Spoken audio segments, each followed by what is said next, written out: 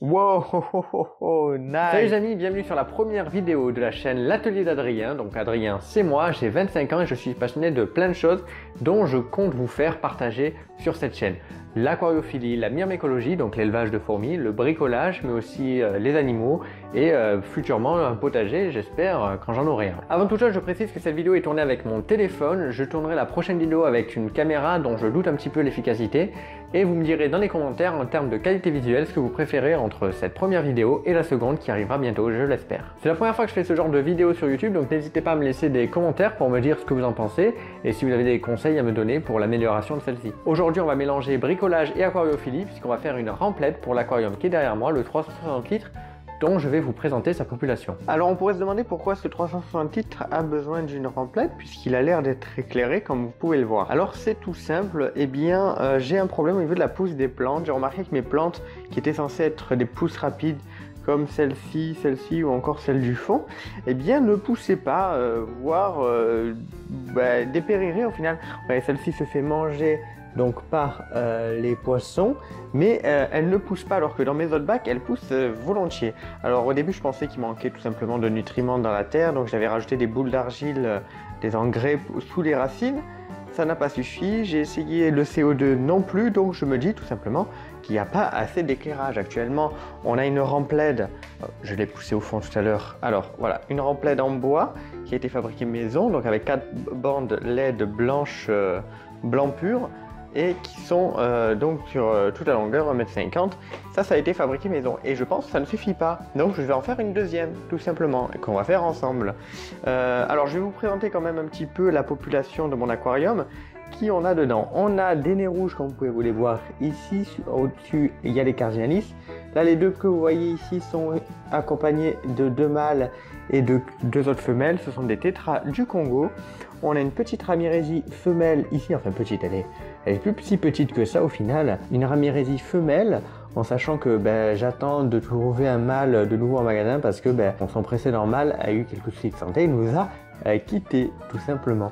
Donc là vous avez aussi un petit Otocinclus que vous voyez, les autres yeux qui brillent en dessous. Ce sont des petits Corydoras panda. Il y a également un Corydoras adulte que vous voyez là-bas d'une autre espèce que j'ai recueilli dans mon bac et qui s'entend bien avec les Corydoras panda, donc tant mieux. Et on a aussi un petit Ancistrus noir tacheté qui est caché quelque part comme souvent. Il sort souvent plutôt le soir voire la nuit. Donc voilà pour la petite présentation de ce bac auquel on va faire une nouvelle lampe dès aujourd'hui. Pour la remplète, rien de très compliqué, j'ai utilisé une plinthe en bois que j'ai découpée à la bonne taille.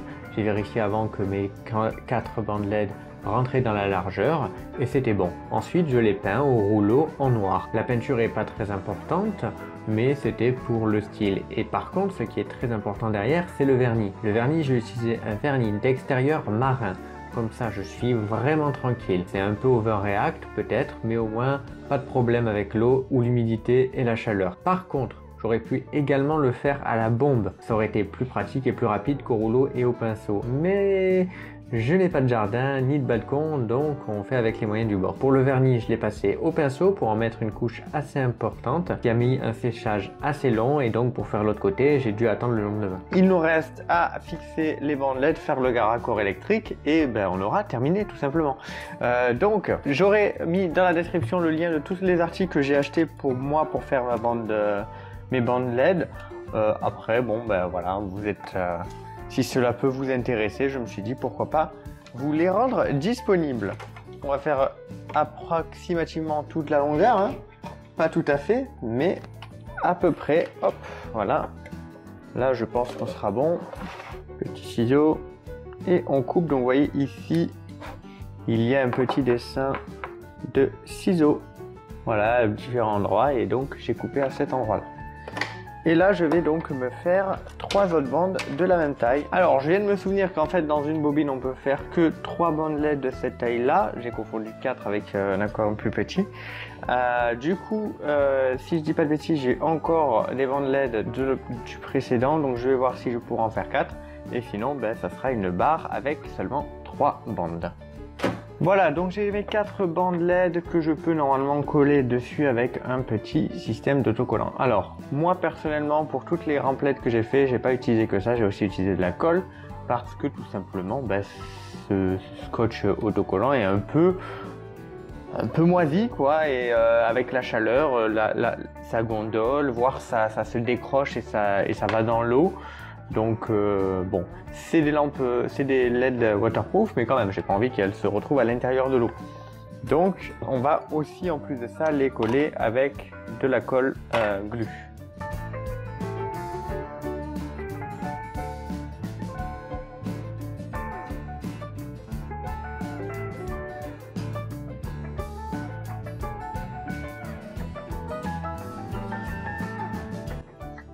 Alors, donc les bandelettes sont collées, j'ai mis mon petit soudeur en marche, puisque maintenant on va taper l'électricité. Alors on a un câble ici noir que j'ai récupéré, et aussi des câbles ici blancs, donc ce sont des bouts de rallonge, des bouts de câbles de machine que je coupe tout simplement, parce que ensuite je m'en sers quand je fais un petit peu d'électricité comme ça.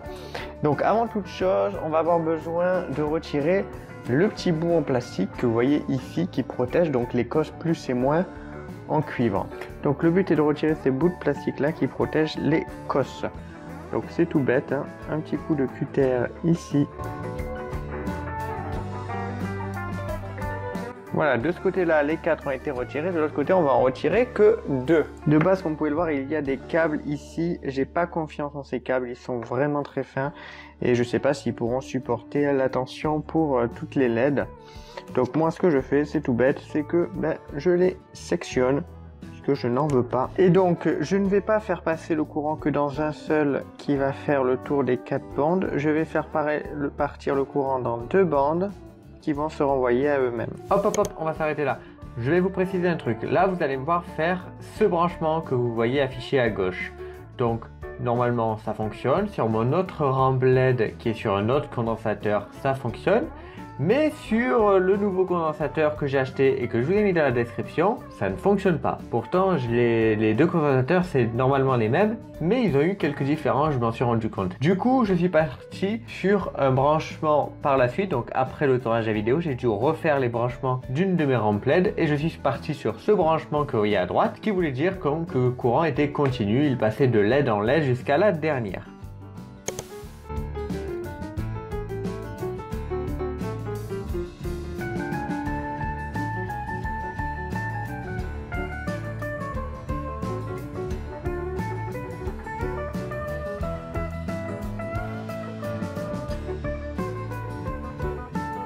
Voilà, on a terminé de ce côté-là. Il nous reste à mettre du pistolet à colle qui fera joint et protection pour éviter qu'aussi que les cosses arrivent à se toucher. Là, j'ai fait en sorte que ça ne se touche pas, mais je vais quand même mettre de la colle au milieu pour être tranquille. Et il me reste à faire l'assemblage de l'autre côté.